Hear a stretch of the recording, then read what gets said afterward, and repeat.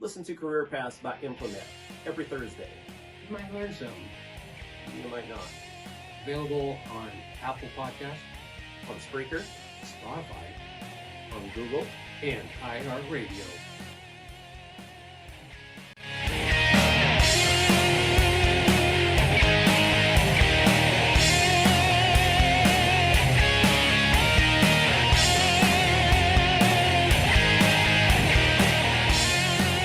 It's your life. Make it happen. Copy. You should really invite some people you know. Autograph shoot and meet. Yeah. But I if can only imagine had a what they co-host, had right in I would have brought two. Huh? But Well, who knows? By the time we're done, he might switch it over to me. Cross ballot. Mark's your career aviator pilot for commercial pilot. If anyone didn't catch last week's, you gotta go back and listen to last week's and then catch up today. We did a cliffhanger, our first cliffhanger. I'm all excited for more of that. Okay, so you're telling a story. You're frustrated. You're trying to get into pilot. You're done all your requirements, but no one will give you an interview. You go to this place. What was the name of the place? Flying Tiger? Flying Tigers. Flying Tigers. And you went in there, hey, I got all this, and you won't even give me an interview. You're pissed off. You're frustrated. Saw a guy in the corner, whatever, doing on the, back in the day, copy machine or fax machine, whatever. Then all of a sudden, she gets a call, the lady at the front desk, and she's saying, yes, sir, okay, sir, and she's kind of confused. And basically, She was talking to somebody important. apparently, and so then you went, he said, you're going to go, did she say you have to go see, what's his name? Jack Martin, Captain Martin. Okay, so let's go, I'll let you go from there, because I know the answer, kind of. Again, because you're frustrated, you spout it off, you had nothing to lose, let's get the newspapers in here, you kick me out, I'll call the newspapers, we'll make it a day. So that didn't happen. What did happen? Well, I went upstairs to this office and when I opened the door, there were 5 secretaries there, and I'm going, this is unreal. I've never even seen anything like this before. And so each one of them guided me to the one behind her. I got back to the back, and funny enough, the desks got larger as I went down this thing here. And so I said, what the hell, they've already told me that all of my efforts for the last several years have just been for nothing. For a waste of time. And so when I got to the back there, I saw this big portly guy that was using the copy machine downstairs.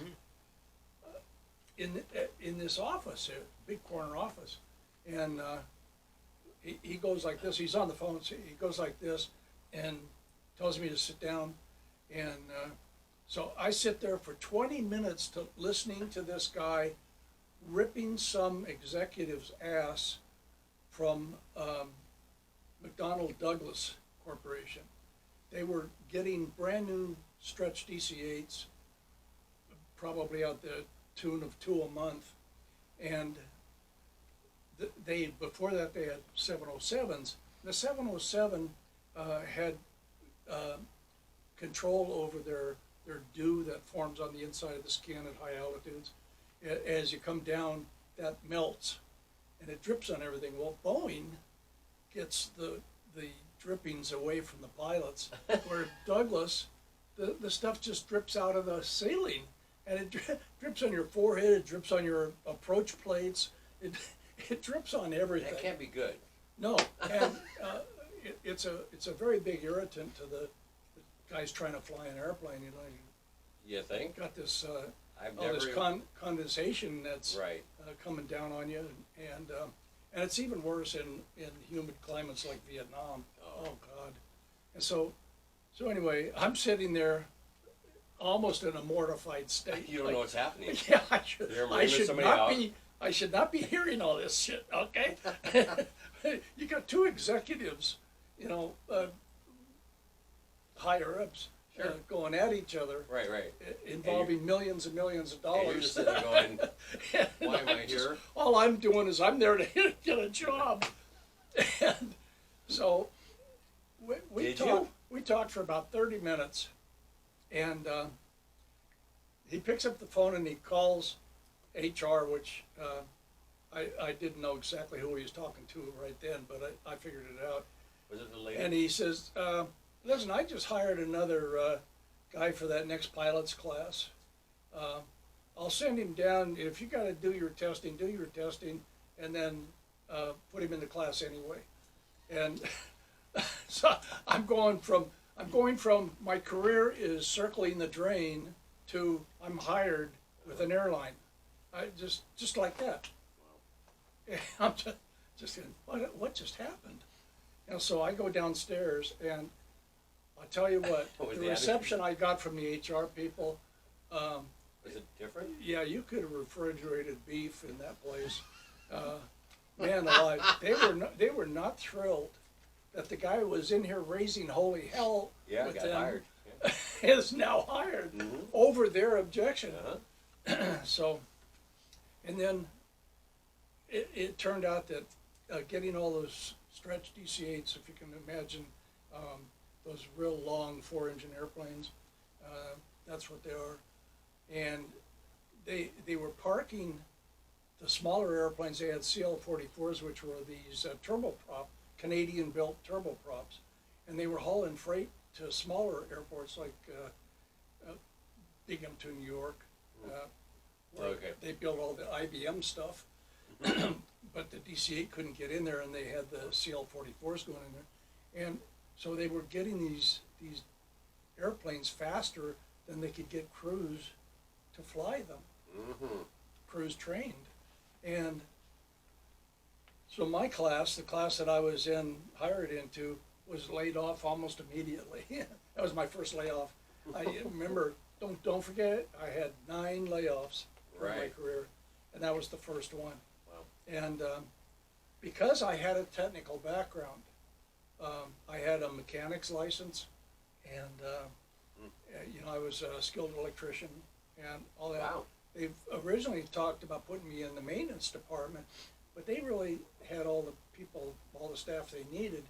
So they put me in the training department, and ultimately, just to cut to the short part of it, was that I only really had, in actuality, I probably had 500 hours, maybe. And that was with a little P-51 time thrown in. You don't know what some of this stuff is. I'm gonna have to Google some of it. I don't know some of the planes, so I'm gonna have to go Google now. But I have a. You probably won't find that one, but Come on, you guys. back in that time, there was I'll be able to Google. there was a pen called the Parker 51, Okay. and P-51 was also a World War II fighter airplane, That's what that sounds familiar. and big Merlin engine, and the whole just. In fact, they still race them at Reno Air races. But if you had P-51 time, it was Parker 51 rather than, because everybody was responsible for keeping their own logbook back then. Not like now where it's all computerized. It goes in under your social security number. Right. That, so you can't fudge like we. So you say you fudged a little bit? Is that what you're saying, Mark? Are you acknowledging now you fudged a little bit? Oh God, yes. Schmidgy? Tell them what they want to hear, because you're going to have to prove yourself eventually. Well, yeah, no matter what. And that's the downside of bullshitting your way in, because they're going to eventually put you in the simulator. They're going to find. Yeah. Let's see your stuff. Yeah. Nowadays, did you do simulators when you were? When did that come into? I like video games, so to me that's kind of the simulator. They had a DC-8 simulator, Flying Tigers, but none of the simulators at that time had visual displays on them, because they had tried all kinds of things from movies to click it in. U.S. Air had this one where they had a complete mock-up of southwestern Pennsylvania, and this camera would fly over the terrain and project it up on a screen in the simulator. Right. I mean, okay, yeah, it's screwed, but they had to do something for simulation. But so they had a complete simulator that you could do everything except the landing and a couple other maneuvers, because there was no looking out the window. Right. And funny enough, part of my job morphed into, I was taking the Douglas manual, and it was about this thick, and I was going through it one system at a time to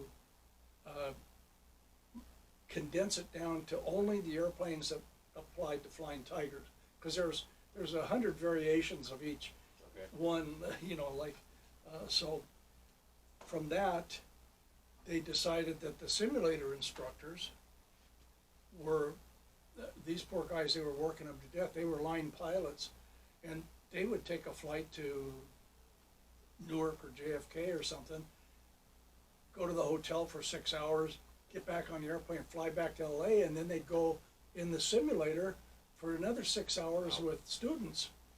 And these guys were all dragging their knuckles on the floor and like, please don't do it anymore. So somebody said, hey, what about Hopkins and this other guy that worked kind of the same thing I was doing? Right. They decided they hired a guy, this is an interesting guy, Rod Sitch. He was an ex-FAA guy. They hired him to train us. And so we had to do all the maneuvers required for the captain's rating, ATP. And so we started working, the only simulator session we could get was midnight to 4 in the morning. So I'd work in the office all day long doing things, and then at midnight. How long did you have to do that? Sorry? How long did you have to do at Well, midnight to 4 a.m. as well as work? I started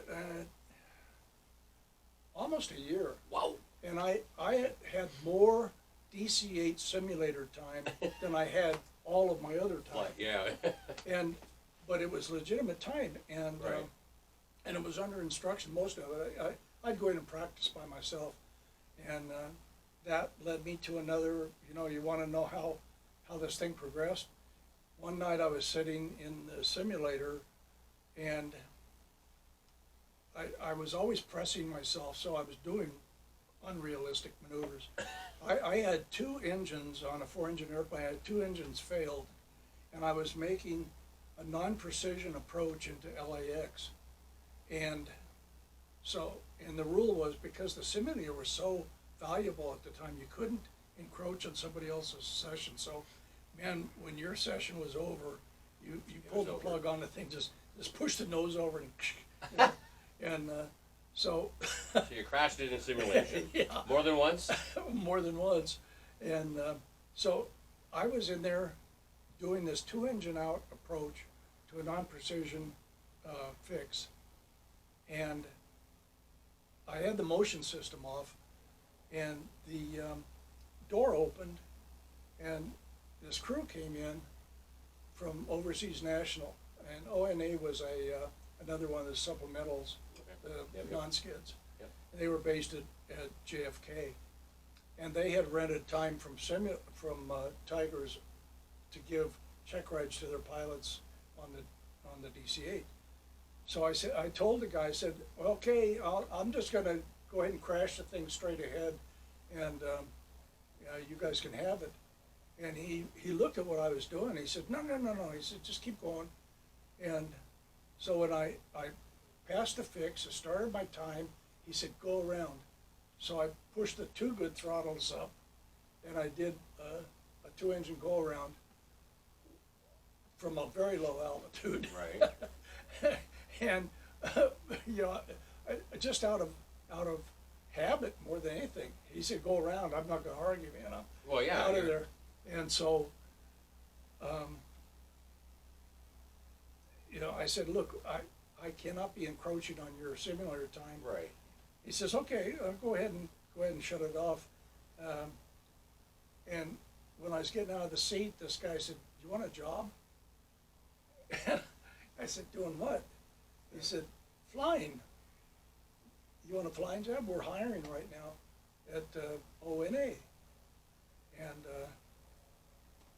man, all of a sudden I'm faced with a career decision. Wow. It's like, I've got a good job. Right. but I'm not flying, I'm a simulator instructor. I'm gonna be teaching Yeah. the guys who actually do the flying, I'm gonna be teaching them. And so I said, yeah, okay. So, he says, whatever day, Wednesday, come into our office there at JFK. They had a hangar there, Sure. and their offices and so on and so forth. And so I went there, and for the next 4 days, I went there every morning with my little briefcase and my tie, and I sat there Do you have a in picture the of this? I wanna see secretary's if you can do that. office waiting for this guy to show up that I'm supposed to see. Right. That this other guy said, hey, you Check this should have out. seen the act this guy put on. Right. He did 2-engine missed approach, off an ADF. And so finally, I'm sitting there, and this guy named Fred Joseph came into the office, and he was one of the guys who came in the simulator that night. He was there to get a check ride. And he recognized me, and he said, what are you doing here? I said, well, I don't know. I was supposed to meet Captain so-and-so. He says, you don't want to work for this chicken shit operation. But there is a company named Capital Airways, and they're down in Wilmington, Delaware, and they're hiring. Wow. Here's the guy's number and his name. So I called him up, and I told him what was going on. And he said, well, go down, get in a limo that's going southbound, and tell him to drop you at the hangar in Wilmington. And This guy got he hired me. He hired me as a pilot, not as a sim instructor or bullshit or anything. He said, the one thing that I didn't tell him, this was the sin of omission. I told him about my simulator qualification and my ground school qualification, all that. But I Right. neglected to tell him that I had never flown the airplane itself. And so But you that still- led to some interesting stuff. But that's how I spent 5 years at Capital Airways, laid off another 4 times. Right, So now I'm right. up to 5. Wow. So, yeah, that's the story of how everything came together. And one thing that was helpful to me that I'll pass on to anyone is this guy named Mac told me one time, he said, never turn down a flying job. No matter if it takes you to the bush in Alaska, you'll never know where you're going to run into. And That's true, right? that I'm living proof of that. Life is a journey. And you never know where it's going to lead you. That's right. And I lived with that myself. So I don't mean to. I'm going to have you on again. I'm still. We haven't even got to the part where I I've know. almost been killed several times. I know. That's right. I'm just going to do this real quick. We have a couple questions left, and Okay, but sure. you'll be back. Unless a host over there has an issue with that, but I know he does it because I'll talk to somebody up at Implanet. Biggest misconception you think air sky guy? I love that term now. What's the biggest misconception you think that the general public has about pilots? Dang, I don't know. It's mostly all true. That's, That's interesting. Fine, Ryan. I know that nowadays I'm a little nervous to fly because there's an awful lot of low time guys out there. Oh, And it's I'm not sure. their fault. No, I get that. You But know, it's the way, and I'm not bad mouthing them for low time. I mean, everybody builds time as they go. right. And, Weren't you one of those guys at one point? I You know? was the poster child for low time. That was good. But I have one. How much time you got left? A couple minutes. Okay, I got one example Yes. of the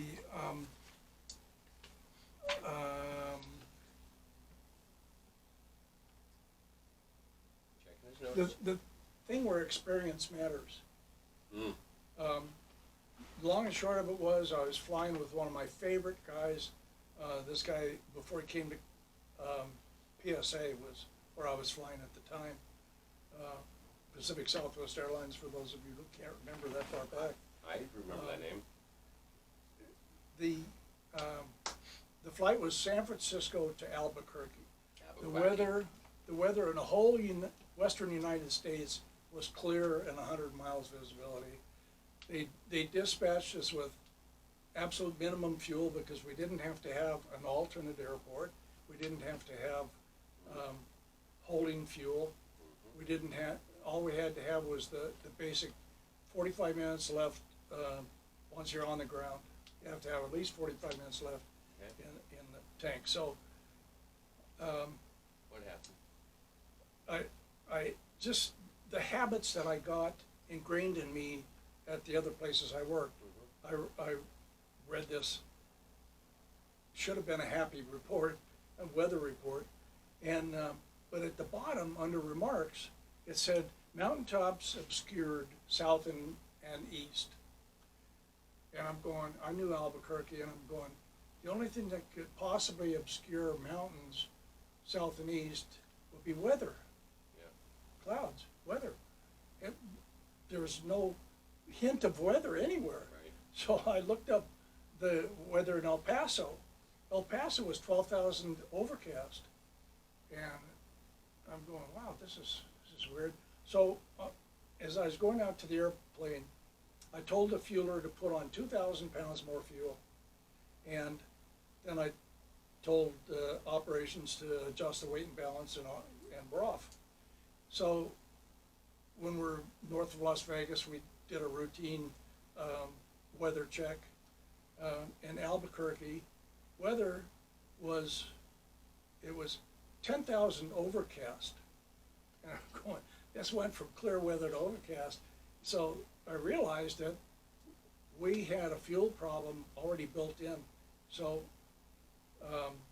I checked the El Paso weather. The El Paso weather was 3,000 overcast with rain showers. And I'm going, it never rains in El Paso, never. And so I'm just going, let's see, what am I going to do now if things go wrong in Albuquerque? Well, we can always shoot an ILS, and we had a heads-up display, which enabled us to land almost 0-0. Wow. And so at that point, we weren't in any kind of problem. But as we started our descent into Albuquerque, and Bob checked the Albuquerque weather, it's in remarks it said the ILS is out of service for repairs. So the one ILS approach that they had, they were expecting good weather, so they said, let's shut it down and fix it. You know, do the regular maintenance on the thing is what they were doing.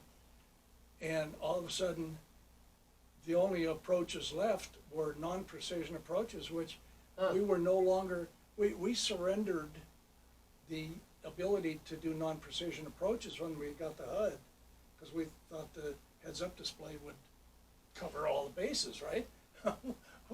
It would if you had an ILS, but we didn't. Now we didn't have an ILS, and we weren't legal to do this VOR approach to the northbound runway, and the wind was wrong for that runway anyway, so we would have had to do another illegal operation, a circle to land. Wow. And so it's a good thing I was with Bob, and I don't want to give you his whole name, I don't want to embarrass him, but he and I worked so well together that we knew that whatever we said was going to be on the voice recorder. Oh, yeah. And just in case Right. things really went south. So the long and short of it was the weather kept coming down, and so we went down to the VOR approach with a circle to land, and it started raining. So, We did a timed approach. We got down to the very minimum altitude we could, and we still couldn't see the airport. And of course, to do the approach that we were on, we had to tell the tower we could see the runway.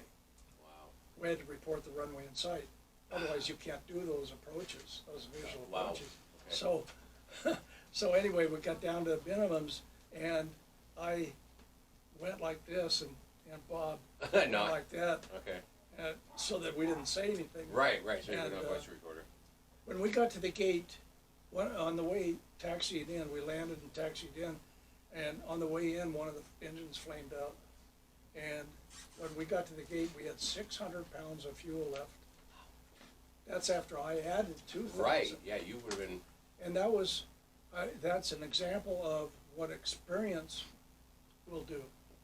Yeah, you had an idea. It Something didn't click. smell right. Right. And Wow. so, bang, right there. So, it's been nice Mark, chatting with all of you. Victor, you're a champ. I love it. I'm just once again fascinated because we just touched on things we really didn't dive into. There's things that we talked about previous. That's why I wanted you on the show. Thank you. You'll be back. I'm fascinated. I'm still fascinated. Hopefully our guests are. We'll get into more stuff. Again, thank you for the book. Well, I'll bring another one down. For the other guy. The other guy had to run off. I like that though. And this, okay, that's awesome. Well, Wow. you had someone you were going to I interview. what the kid that I'm talking about? That's going to Aviator? Or are you talking about the next? We have somebody later today. The next guest. I'm sorry, I interrupted. Let's wrap this up real fast. You'll be back, Mark. I'm afraid I'll get you back. I know you. I know how to get a hold of you. I'll get you. Your wife will. I'll get it out. Thank you for watching. Thank you for listening. She's got Sky Goddess stories. I'll get her on too. Then you'll be in trouble. If you really want to know what's going on the jump seat talk is what they called it. I'm learning all this stuff from the Sky God. I like it. Mark, thank you again. Thank you for watching. Thank you for listening to Career Paths by Infonet. I'm your host, Victor Boudreau. Ryan King had to run off, take care of something. He'll be back sometime. No big deal. Like, subscribe, leave a review, all this stuff. Remember, it's your life. Make it happen. Until next time. Thank you, man. Appreciate Pay attention. There's going to be a quiz. Oh, God. I'm going to fail again.